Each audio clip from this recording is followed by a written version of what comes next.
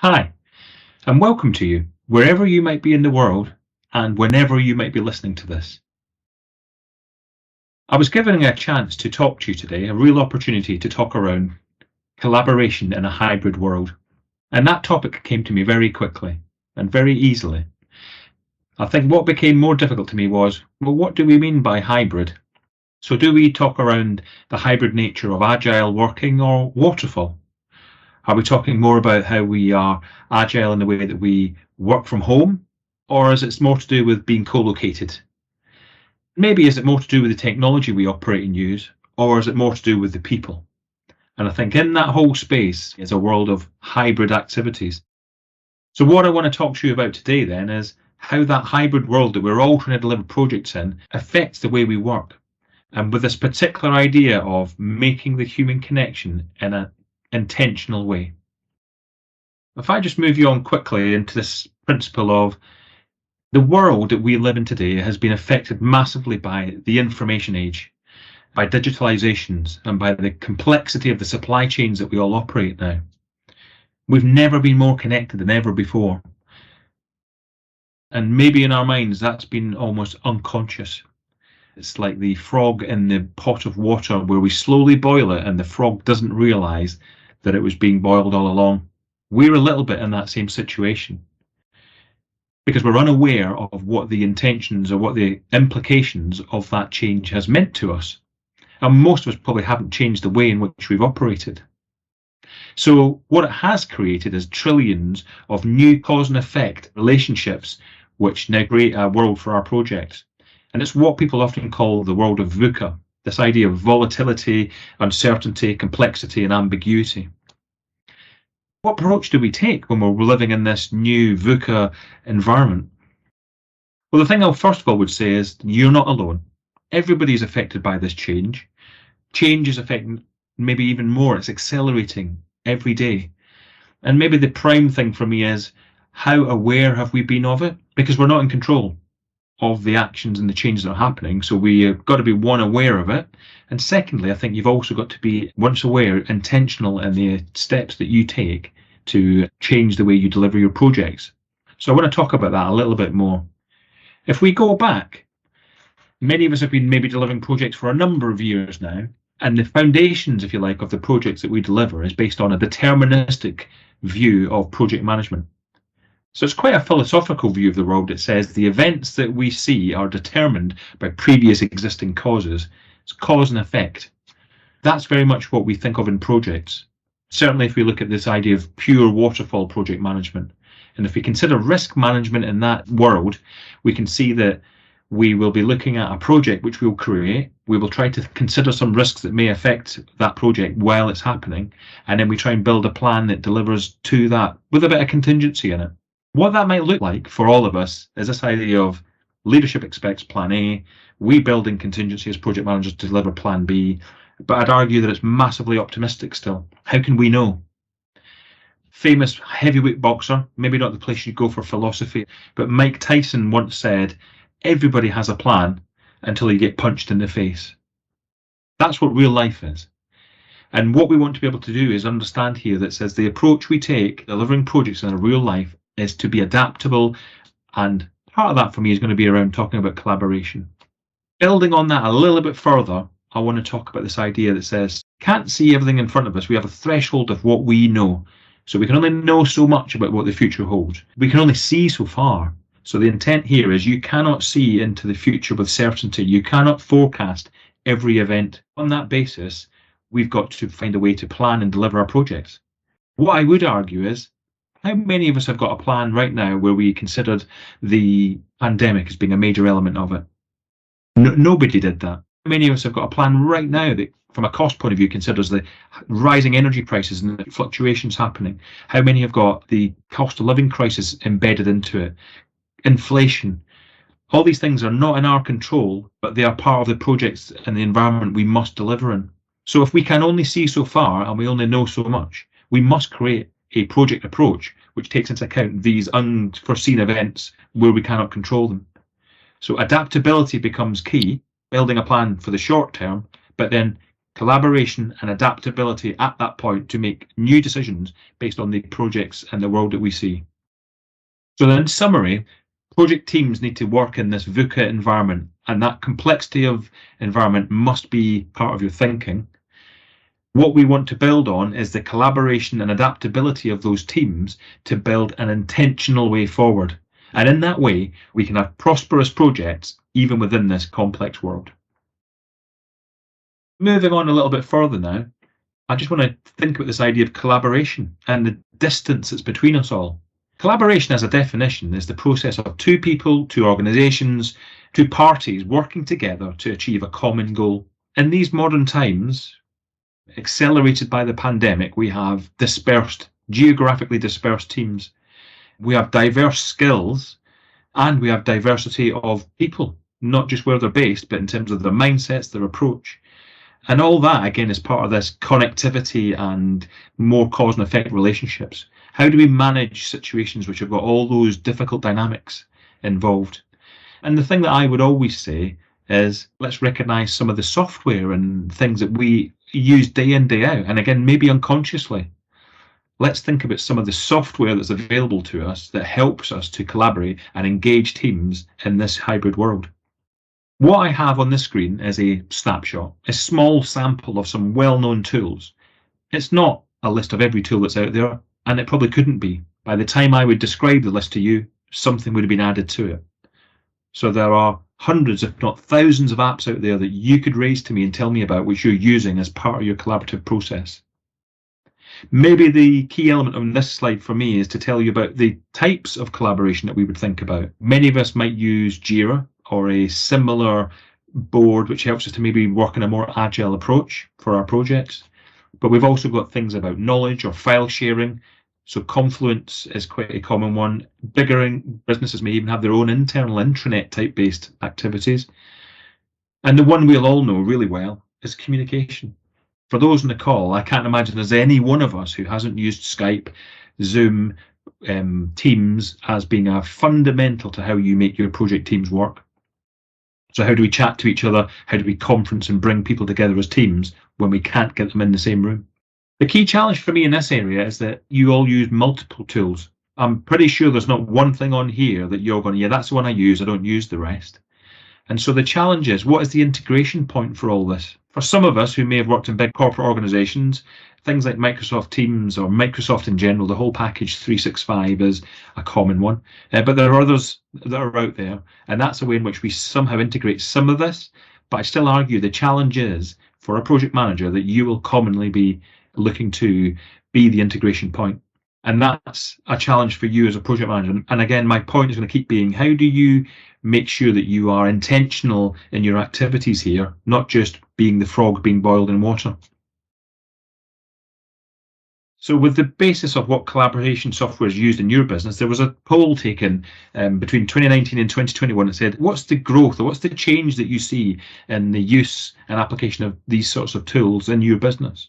It's probably no surprise to you that collaboration tools grew 44% over that period, alongside some growth in other areas of storage and sharing. So maybe some stuff that was already being used was some growth, but the collaboration tools, and that's across all the ones I showed you in the previous diagram, were growing rapidly.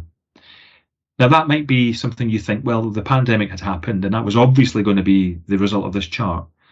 But I'm here to tell you it's here to stay. This idea of a connected world and the growth of a VUCA environment means that we need to be able to collaborate, and the expectation is that this sort of software market that supports these activities is going to be worth $24 billion by 2027.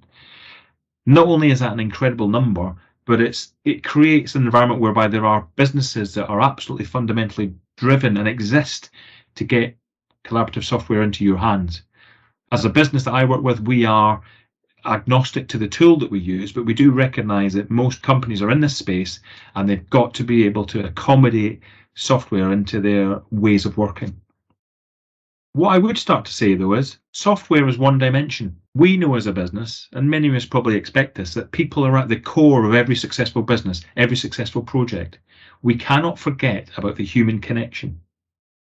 living in this information age where there's so much digital activity, so many collaboration tools and software and apps out there, it's very seductive for all of us and leaders in our businesses to think that tools are the solution to all of our business problems. This is not the case, and I want to really emphasize that enabling people to contribute through collaboration and teamwork is crucial. Software is a one-dimensional view of that. No matter how many bits of software you use, it is still missing significant elements of how people are at the core of the businesses and how they operate. Reading an HBR, a Harvard Business Review article recently, I found this article and I thought it was very insightful. It talked about the conditions for teamwork and collaboration being driven by distance. So physical distance, operational distance, and affinity distance. Physical distance for us is tangible. It's the geographic distances between people and teams. It may be the time zones that are in evidence when we're trying to get different teams to come together. Operational distance, maybe less understood, but again, equally tangible. This is how big is the team that I'm in? It starts to lead into skill sets and capabilities and the bandwidth that individuals have to be able to function within a team. So the operational distance is more about those fundamentals that help us to operate as a cohesive team. And finally, affinity distance. The affinity is our purpose, our alignment, our trust in each other as a team. And without affinity and being part of something cohesive, then operational and physical issues and distances may not be survivable. Your project may suffer because you just don't have the common purpose that you're all trying to get to. So just to maybe pick on each of these a little bit one by one, in terms of a physical distance point of view, the question that's been asked, and we've probably all got a perspective and an opinion on this, is what is the problem with physical distance? What is the problem with remote working? And a study that we can see here, which is probably repeated thousands of times, shows that people cannot unplug. People can't collaborate in communication. It's a struggle now, not easy. People suffer from loneliness. People can be unmotivated because they don't know what is their purpose of what they're trying to do. And then they are distracted by things at home. So there are so many elements in here that say, what is it that drives the fact that we cannot, because we're working remotely, what problems does it cause us? So making the human connection when you can no longer get physically together creates issues of its own. And I'd want to build on that a little bit more now. So if I look at more of the affinity distance that we talked about, the fundamentals of making teams work and making a human connection says we can trust each other. So through collaboration, through activities that we do, we build trust. If we trust each other, we can be less fearful of conflict or difficult debates that maybe teams need to have. And as we build on this, we become able to think about commitment, think about the accountability that we all have, and reduce that affinity distance that we have across a team. This is the fundamental reasoning behind Patrick Lencioni and his 5 dysfunctions of a team. This is maybe one way in which we can intentionally try to create human contact, human connection, and be collaborative in a way which is intentionally driving us to a more capable and adaptable team. Another one I want to look at is Robin Dunbar. So many of you may have heard of Dunbar's number when we talk about the size of teams. Dunbar's insights were that there was a cognitive limit to what people could do in terms of operating in human groups. At the small end, he recognised you could have a very small number of people with very close personal relationships built on trust. This is your inner circle. This is your family. As you build up from that group, your relationships with people tend to be more superficial. So when we get to 150, you can have meaningful relationships with many people, but you are starting to lose the quality of those relationships. They are workable, but you now maybe don't have the same levels of trust that you had. And as we grow further into 500 or over 1,000, we start being in a position where we go, remember that face, I think it's so-and-so. Maybe you can put a name to the face, but that might be the limit to your knowledge of that individual. You can see the relationships here are massively different between the close-knit, trusting relationships at one end and the extensive relationships at the other. And I think for me, a really common insight on this is around the number of connections that you may have on Facebook, the number of connections you may have on LinkedIn. That's something where we would commonly have hundreds, if not thousands of connections. And if you consider some of those connections and you go, well, how well do I know that person? Is it somebody who just put a request in and I said yes, because I've got a big community now of people that I think are listening to me?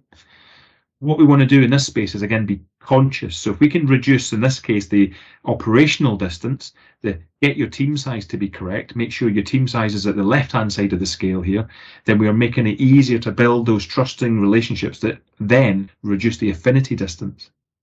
At those levels, in the first few circles on this chart, you can have meaningful collaboration in that team and build intentional relationships. So maybe trying to just summarize that to close out today. The project teams that we all work in and the environment we're in is complex. It's evolving and it's connected, maybe more so than ever before, and flexibility becomes key in that space. Collaborative software has been a useful way for us to fill a lot of gaps as we move forward, but we've got to remember it's really one-dimensional. It was invaluable at a time when we weren't allowed to see each other before the pandemic. It creates ability to work in global teams, but ultimately for me it is unable to fill the gap, which is the human connection that we all need. So it's only one dimension of the bigger picture. So the challenge here is about how do we intentionally collaborate and intentionally create an environment where we can be working effectively in a hybrid world. And I've left a few things on the slide here that just talk maybe specifically around reducing affinity distance. So this is the idea of creating purpose for your teams. So can we collaborate and learn as a way of working, as a conscious effort to the way we want to work together as a team and not as some side issue? Can we have some intentionally shared rituals and approaches that we use? Yeah, use tools. We can use tools. That will help us, but let's not leave it at that. And looking across both affinity and the operational distance, let's create some psychological safety. It's the basis of Patrick Lencioni's 5 dysfunctions of a team. Create some trust and build that safety. And it's also part of the idea of Dunbar's number and the smaller teams being able to be more close-knit and trusting of each other. So countermeasures for you to think about in terms of improving collaboration is to be conscious and intentional in your approaches to do these things with your team. Thank you so much for listening through that. If you've enjoyed listening to me talking, or you're really interested in what Project 4 does, please come and visit us on our website or on our LinkedIn feeds. We are really keen to engage with you and listen to some more of the blogs and activities and things that we get up to.